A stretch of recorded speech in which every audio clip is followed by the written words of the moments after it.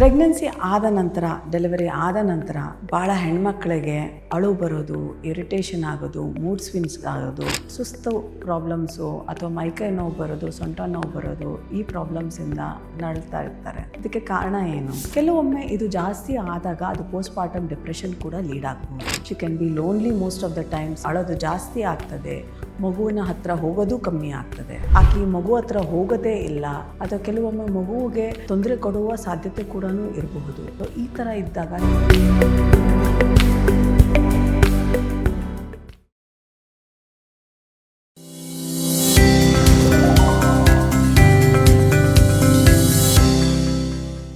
Hi, ನಾನು doctor Rashmi T N, medical director of Garbhagriha health centre. ನಾನು obstetrician, gynaecologist, infertility specialist and laparoscopic surgeon. Pregnancy ಆದ ನಂತರ, delivery ಆದ ನಂತರ ಭಾಳ ಹೆಣ್ಮಕ್ಳಿಗೆ ಅಳು ಬರೋದು, ಇರಿಟೇಷನ್ ಆಗೋದು, ಮೂಡ್ ಸ್ವಿಂಗ್ಸ್ ಆಗೋದು ಕಾಮನ್ನು. ಇದಕ್ಕೆ ಕಾರಣ ಏನು? ನಾವು ಯಾವಾಗ ಇದ್ರ ಬಗ್ಗೆ ಅವೇರ್ನೆಸ್ ತೊಗೊಳ್ಬೇಕು ಅಥವಾ ಯಾವಾಗ ಇದ್ರ ಬಗ್ಗೆ ಸೀರಿಯಸ್ ಆಗಿ ತೊಗೊಳ್ಬೇಕು, ಇದ್ರ ಬಗ್ಗೆ ಹೇಳ್ತೀನಿ. ಪ್ರೆಗ್ನೆನ್ಸಿ ಆದ ನಂತರ, ಡೆಲಿವರಿ ಆದ ನಂತರ ನಮ್ಮ ಬಾಡಿಯಲ್ಲಿ ಹಾರ್ಮೋನಲ್ ಚೇಂಜಸ್ ಸ್ಟಾರ್ಟ್ ಆಗುತ್ತೆ. ಸಡನ್ನಾಗಿ ನಮ್ಮ ಬಾಡಿಯಲ್ಲಿ ಹಾರ್ಮೋನ್ಸ್ ಡ್ರಾಪ್ ಆದಾಗ ಕೆಲವೊಬ್ಬರಿಗೆ ಬೇಬಿ ಬ್ಲೂಸ್ ಅಂತೀವಿ ಅಥವಾ ಪೋಸ್ಟ್ ಪಾರ್ಟಮ್ ಬ್ಲೂಸ್ ಅಂತ ಹೇಳ್ತೀವಿ. ಇದರಲ್ಲಿ ಏನಾಗುತ್ತೆ ಅಂದರೆ, ಇದು ಸ್ಟಾರ್ಟ್ ಆಗೋದು ಫ್ಯೂ ವೀಕ್ಸ್ ಆಫ್ ಡೆಲಿವರಿ ಆದ ನಂತರ, 1 or 2 ವೀಕ್ಸ್ ಒಳಗಡೆ ಸ್ಟಾರ್ಟ್ ಆಗ್ತದೆ.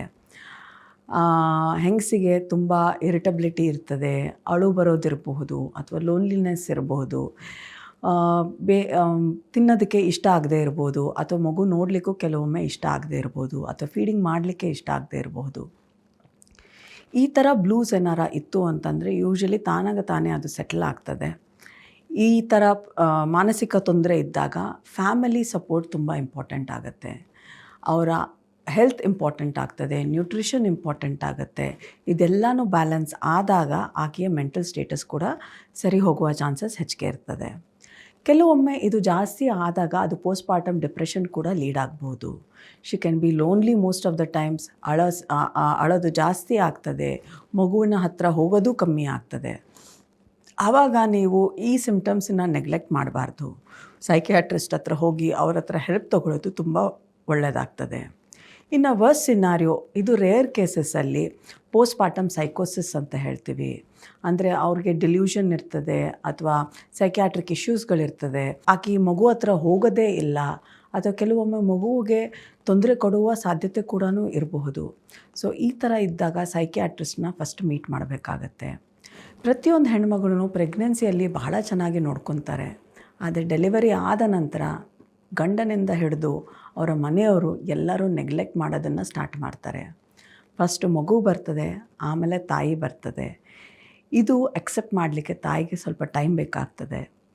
ಸೆಕೆಂಡು, ತಾಯಿ ತನ್ನದೇ ಆದ ಪ್ರಾಬ್ಲಮ್ಸ್ಗಳಲ್ಲಿ ಇರ್ತದೆ. ಅವ್ರಿಗೆ ಸರಿಯಾಗಿ ನಿದ್ರೆ ಇರೋದಿಲ್ಲ, ಪಥ್ಯ ಏನಾರ ಮಾಡಿಸಿದ್ರೆ ಅವ್ರಿಗೆ ಸರಿಯಾಗಿ ಊಟ ಸಿಗೋದಿಲ್ಲ, ನೀರು ಸಿಗೋದಿಲ್ಲ.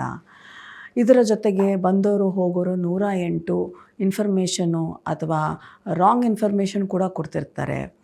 ತನಗೆ ಬ್ರೆಸ್ಟ್ ಫೀಡಿಂಗ್ ಬರ್ತಿಲ್ಲ ಅಂತ ಅಂದರೆ ತಾನು ಒಳ್ಳೆ ಮದರ್ ಅಲ್ಲ ಅಂತ ಅಂದ್ಕೊಂಡಿರ್ತಾರೆ. ಸೊ ಆ ಟೈಮಲ್ಲಿ ಫ್ಯಾಮಿಲಿ ತುಂಬ ಇಂಪಾರ್ಟೆಂಟ್ ಆಗ್ತದೆ, ಫ್ಯಾಮಿಲಿ ಸಪೋರ್ಟ್ ಇಂಪಾರ್ಟೆಂಟ್ ಆಗ್ತಾರೆ.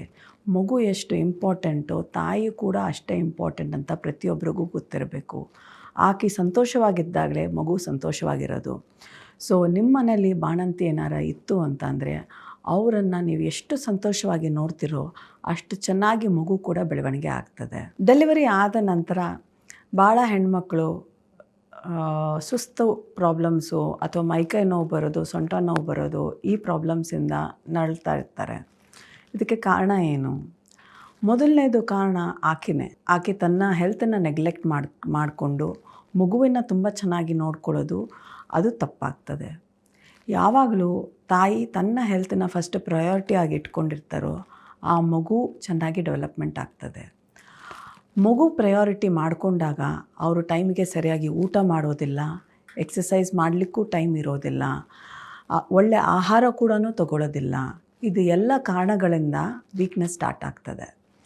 ಪ್ಲಸ್ ಡಾಕ್ಟರ್ ಪ್ರಿಸ್ಕ್ರೈಬ್ ಮಾಡಿರೋ ಮೆಡಿಕೇಷನ್ಸು, ಅಂದರೆ ನಾವು ಯೂಶ್ವಲಿ ಏನು ಹೇಳ್ತೀವಿ, ಹಿಮೋಗ್ಲೋಬಿನ್ ಏನಾರ 11 ಕೆಳಗಡೆ ಇತ್ತು ಅಂತಂದರೆ ಐರನ್ ಟ್ಯಾಬ್ಲೆಟ್ಸನ್ನ ಅಟ್ಲೀಸ್ಟ್ 3 months ತೊಗೊಳ್ಳಿ ಡೆಲಿವರಿ ಆದ ನಂತರ.